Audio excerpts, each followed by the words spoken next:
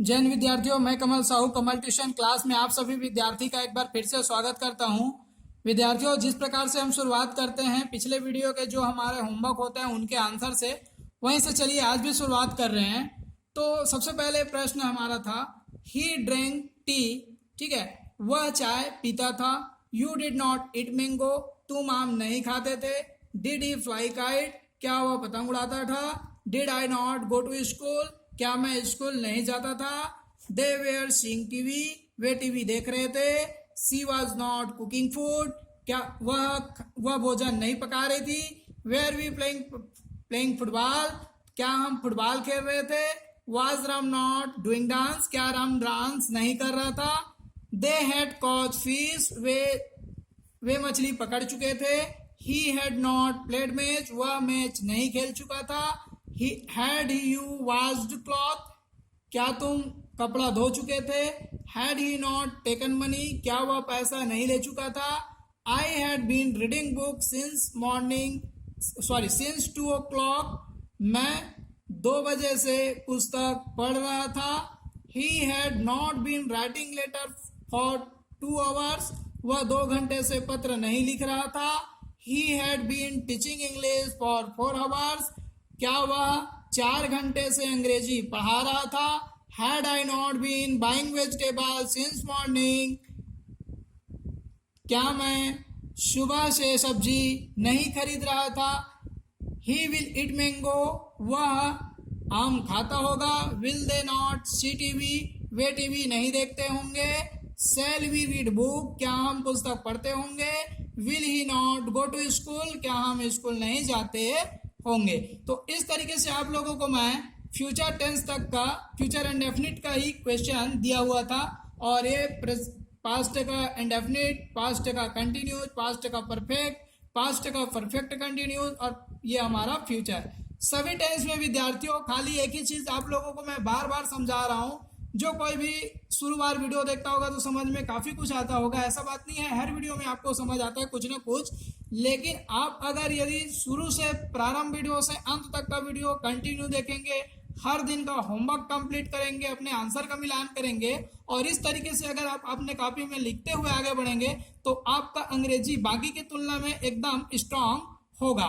तो ये तो आप मान के चलिए। और जिसको वीडियो देखने के समय में कुछ समझ आता है, वीडियो जैसे ही छोड़ता है और कुछ दिनों के बाद में उसका जैसा का तैसा अंग्रेजी होता है, तो उनके लिए है खाली वो देख करके छोड़ देते हैं। तो ऐसा हो ही नहीं सकता। अगर आप इस प्रकार से होमवर्क कंप्लीट करते हुए कॉपी बना के लिखेंगे ना, तो आप एक ही बार में सीख सकते हैं। तो मैं अपना उम्मीद यही लगाता हूँ कि हर एक स्टूडेंट कॉपी वगैरह जरूर बनाते होंगे और अपना आंसर का मिलान करते होंगे। तो चलिए, इसी आंसर के खत्म होने के साथ साथ अब हम आज का जो हमारा टॉपिक है फ्यूचर कंटिन्यूस, उसे जा करके देखते हैं। तो आज हम पढ़ने वाले हैं फ्यूचर कंटिन्यूस टेंस, जिसे हिंदी में बोला जाता है अपूर्ण भविष्य काल। और किसी भी टेंस की शुरुआत होता है उसकी पहचान से। तो सबसे पहले इसकी पहचान देखते हैं। इस टेंस के वाक्यों के अंत में रहा होगा, ठीक है, रही होगी,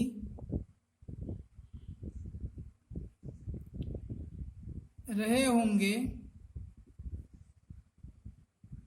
आदि आते हैं। तो इस तरीके से होता है इनकी पहचान। अब आते हैं इसके नियम में और जानते हैं कि इसको अंग्रेजी कैसे बनाएंगे। तो इस टेंस के वाक्यों को अंग्रेजी में अनुवाद करने के लिए शैल बी या विल बी का प्रयोग करते हैं। तो इस तरीके से हमें फिर से शैल और विल का ही प्रयोग करना है तथा V4 लिखते हैं। अच्छा, ये रहा वाला टेंस है तो यहाँ हमें ING का प्रयोग करना पड़ेगा। तो जिस प्रकार से आप लोगों को मालूम है, पिछले वीडियो में आपको क्या बताया था कि जो सेल है वो आई और वी के साथ में होता है। तो सेल बी का भी प्रयोग हमें आई और वी बस के साथ करना है, बाकी सभी के साथ में विल का प्रयोग होगा। और वो एक विकट परिस्थिति होता है जिसके कारण से सेल और विल का प्रयोग हम कभी भी कहीं भी कर सकते हैं। तो उन चीज़ों को जब विशेष तौर पे सेल और विल का प्रयोग आपको बताया जाएगा तब हम बताएंगे। तो आज के लिए आप यही जानिए कि आपको शैल बी और विल बी टेंस को अगर पढ़ रहे हैं उस स्थिति में हमें आई और वी के साथ में प्रयोग में लेना है, बाकी सभी के साथ विल को। तो इस टेंस का क्रम बनता है, सबसे पहले सब्जेक्ट रहता है, फिर उसके बाद यहाँ का हेल्पिंग वर्ब शैल या फिर विल, और दोनों के साथ में हमें क्या करना है, बी प्लस रखना है, ठीक है। फिर उसके बाद वर्ब का साथ आईएनजी होगा और ऑब्जेक्ट। जैसे एक प्रश्न है, मैं अंग्रेजी लिख रहा हूँगा, तो इस तरीके से सब्जेक्ट हमारा आई के साथ में सेल प्रयोग होता है, तो सेल हो गया, और साथ में बी, लिखना वर्ब है तो राइट के साथ आईएनजी राइटिंग, ऑब्जेक्ट है अंग्रेजी तो ENGLISH।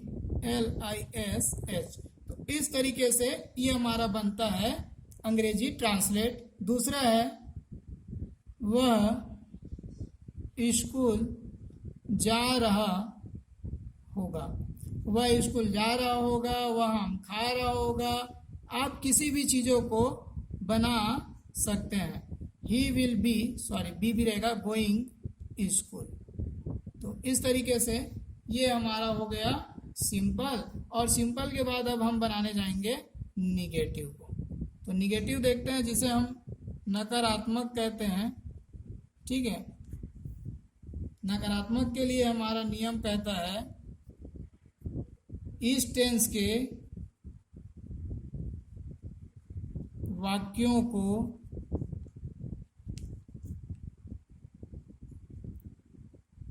नकारात्मक वाक्यों में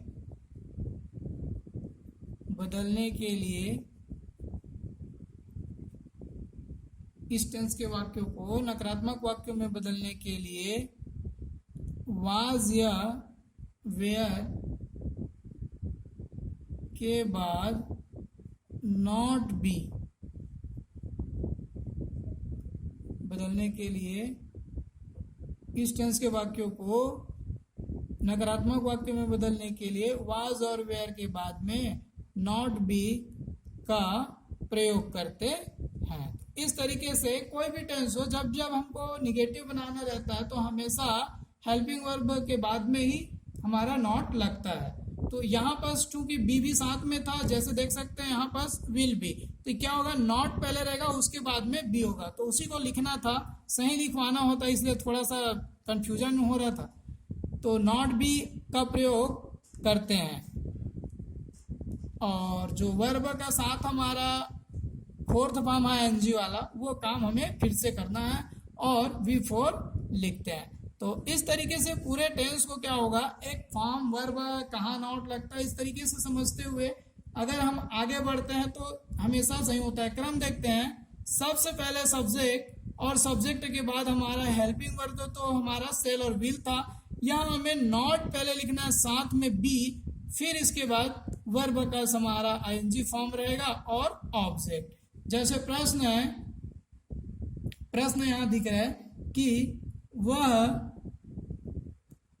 चाय नहीं पी रहा होगा, तो ये हमारा चलेगा इसी क्रम में। सब्जेक्ट है वह लड़का के लिए, तो यहाँ हो जाएगा ही, सेल विल में लगेगा विल, फिर नॉट बी का प्रयोग करना है तो नॉट बी, और वर्ब है हमारे पास पीना, तो ड्रिंक के साथ हो जाएगा ड्रिंकिंग, और ऑब्जेक्ट है चाय तो TEAT।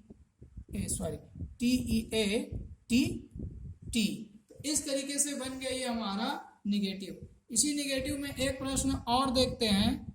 तो ये हमारा दूसरा प्रश्न है, हम गीत नहीं गा रहे होंगे, क्या हो जाएगा इसका अंग्रेजी। सब्जेक्ट है हम, तो वी के साथ में लगता है शैल, तो वी शैल हो गया, फिर नॉट, उसके बाद बी, और गाने के लिए होता है सिंग, जिसके साथ आईएनजी लग जाएगा तो बन गया सिंगिंग, और गीत को बोला जाता है सॉन्ग, SONG सॉन्ग। तो ये हमारा होता है निगेटिव। इंट्रोगेटिव को किस प्रकार से बनाएंगे, INTERROGATIVE इंट्रोगेटिव प्रश्नवाचक। देखते हैं प्रश्नवाचक कैसे बनाएंगे। तो हेल्पिंग वर्ब को ही हमको सामने में रखना पड़ता है, यहाँ बी है तो सब्जेक्ट के बाद में बी को लिखेंगे। तो नियम लिखते हैं इसके लिए, इस टेंस के वाक्यों को प्रश्नवाचक वाक्यों में बदलने के लिए अब जो हेल्पिंग वर्ब है सेल और विल, उन्हें को तो हम शुरुआत में रखेंगे। तो सेल या विल को शुरू में लिखकर अंत में प्रश्नवाचक चिन्ह लगाते हैं। तो इस तरीके से हमें सेल और विल का प्रयोग पहले करना है। ये फ्यूचर इंडेफिनिट में भी होता था, लेकिन फ्यूचर कंटिन्यूस में क्या करेंगे, सेल और विल को तो शुरू में लगा देंगे, लेकिन जो सब्जेक्ट है तो उसको लिखते हैं सब्जेक्ट के बाद बीई को लिखते हैं। तो ये काम हमें यहाँ करना पड़ेगा, बीई को लिखना पड़ेगा, लिखते हैं, तथा V4 लिखते हैं और वर्ब का आईएनजी फॉर्म हमको लिखना है तो लिखते हैं। तो क्रम हो जाएगा यहाँ पर, सबसे पहले शेल या तो फिर विल को लगाना है और उसके बाद में सब्जेक्ट, और यहाँ इस टेंस का बीई जो रहता है वो, उसके बाद वर्ब के साथ आईएनजी, तब जाकर के हमारा ऑब्जेक्ट और प्रश्नवाचक निशान यहाँ में रखना है। जैसे प्रश्न है, क्या वह पुस्तक पढ़ रही होगी। तो यहाँ विल जो है सब्जेक्ट ही के लिए आता है, इसलिए विल ही, फिर बीई का प्रयोग हमें सब्जेक्ट के बाद करना है। वर्ब है पढ़ना, तो पढ़ना होता है आसानी से रीड, जिसके साथ लगाना है एनजी। ऑब्जेक्ट रहेगा पुस्तक बुक। तो मेरा काम है आपको पुस्तक बुक इस तरीके का अंग्रेजी याद करवाना नहीं, आपको एक सही वाक्य बनाना सिखाना है। तो इस तरीके से हमारा आंसर होता है सही। तो आप ज़्यादा से ज़्यादा याद कीजिए, क्या हम पतंग उड़ा रहे होंगे। जितने ज़्यादा आप हमारा अंग्रेजी का ऑब्जेक्ट याद रखेंगे, चीज़ों का, वस्तुओं का नाम जो जनरल उपयोग में हो जाता है, सब्जी, फल, जानवर, रंगों अंगों का, जितना बेहतर हो उतना ज़्यादा बेहतर तरीके से याद कीजिए। तो यहाँ सबसे पहले हम के लिए प्रयोग होता है शैल, तो हो जाएगा शैल वी, और बी का प्रयोग करना है हमें। उड़ाने के लिए फ्लाई, FLY ING हमारा प्रयोग में आएगा, और ऑब्जेक्ट हमारा है काइट, पतंग। तो इस तरीके से इसका अंग्रेजी बनता है इंट्रोगेटिव में। अब बढ़ते हैं इसके इंट्रोनिगेटिव की ओर। तो INTERRONEGATIVE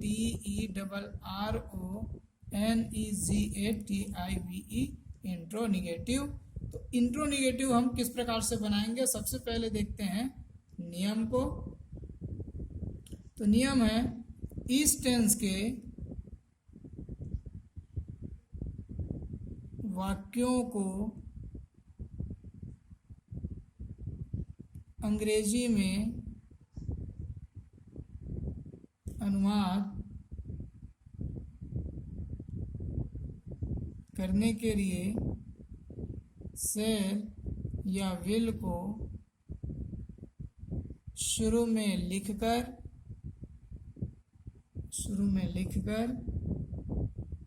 अंत में प्रश्नवाचक चिन्ह लगाते हैं। तो ये कार्य तो हमें करना ही है, तथा सब्जेक्ट के बाद नॉट रहेगा, फिर भी नॉट भी लिखते हैं, और V4 लिखते हैं।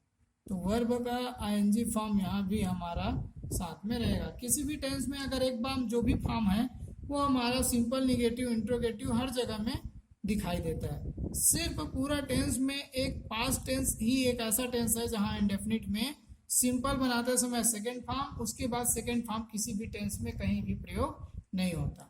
तो इसका क्रम हो जाएगा सेल और विल प्रारंभ में रहेगा, फिर हमारा सब्जेक्ट और सब्जेक्ट के बाद में नॉट, फिर उसके बाद बी, वर्ब के साथ आईएनजी और उसके बाद लास्ट टाइम ऑब्जेक्ट, प्रश्नवाचक निशान, ये हमारा अंत होता है। तो यहाँ से देख लेते हैं दो क्वेश्चन। तो यहाँ पहला प्रश्न है, क्या वे दूध नहीं बेच रहे होंगे? तो यहाँ हो जाएगा विल दे नॉट बी, और बेचना का होता है सेल जिसके साथ आईएनजी सेलिंग, और दूध का हो जाएगा मिल्क। क्वेश्चन मार्क, क्या मैं पैसा नहीं दे रहा हूँगा?